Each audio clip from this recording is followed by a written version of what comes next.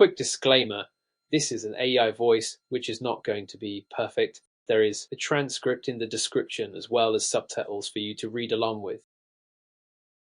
Legal personnel includes lawyers and judges. There are many different types of these, each with different roles that they fulfill. Anyone in the legal profession is a lawyer, which is someone who practices law. There are three types of lawyers, including barristers, solicitors, and legal executives. A barrister is a legal professional who specializes in courtroom advocacy, representing clients in higher courts and providing expert legal opinions. Barristers are regulated by professional bodies such as the Bar Standards Board in the UK, which sets ethical standards, oversees training, and enforces disciplinary actions. A solicitor is a legal professional who provides general legal advice, prepares legal documents, and handles client representation outside of court, often referring complex cases to barristers. Solicitors are regulated by governing bodies like the Solicitors Regulation Authority in the UK, which ensures they meet professional standards, adhere to ethical codes, and maintain competence through ongoing training and compliance measures.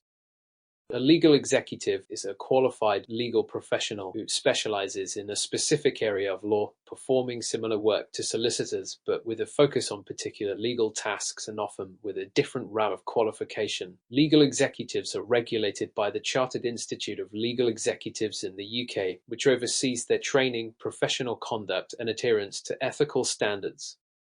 A judge or the judiciary collectively is a legal authority responsible for interpreting and applying the law, resolving disputes, and ensuring justice is administered fairly and impartially in court. There are two types of judges, which are superior judges and inferior judges.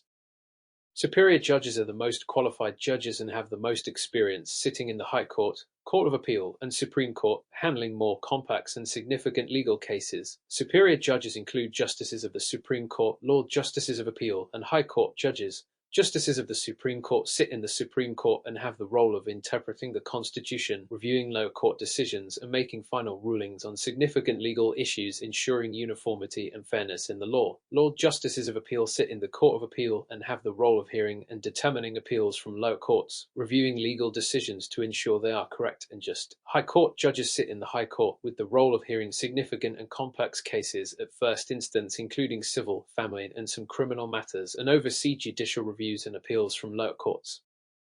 Inferior judges are judicial officers in the county courts and crown courts, handling routine and less complex cases, including preliminary hearings and minor legal matters, without the authority to review higher court decisions. Inferior judges include circuit judges, recorders, district judges, and tribunal judges. Circuit judges preside over cases in the Crown Court and civil cases in the High Court, handling a broad range of criminal, civil, and family matters at a regional level. Recorders are part-time judges who sit in the Crown Court, handling criminal cases and assisting with civil matters, often contributing their expertise on a temporary or sessional basis. District judges hear cases in the county courts, managing civil disputes, small claims, and some family matters, ensuring fair and efficient resolution at a local level. Tribunal judges sit in the tribunals with the role of resolving disputes and making decisions on specialized matters such as employment, immigration, and social security issues within specialized tribunal systems.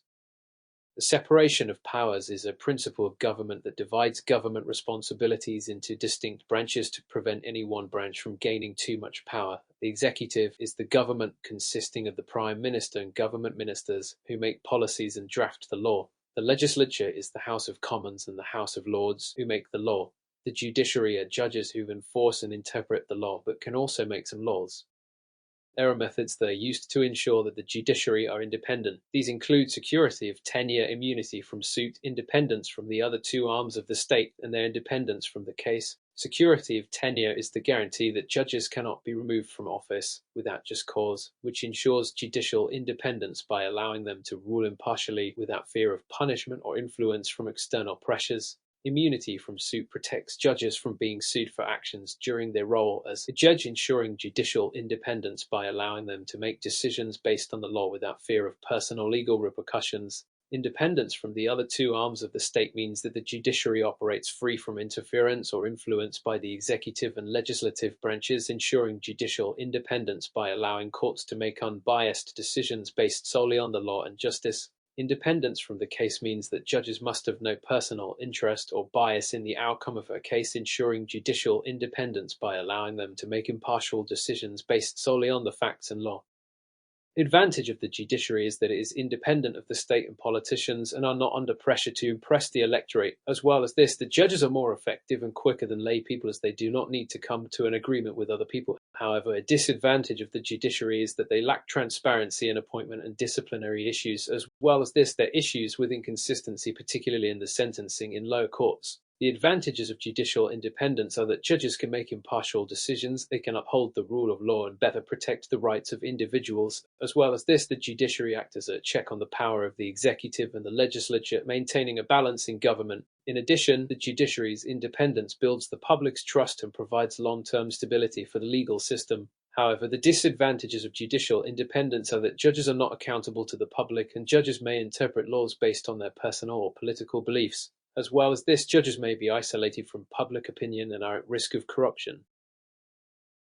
Thank you for watching this video on legal personnel. I'll see you in the next lesson.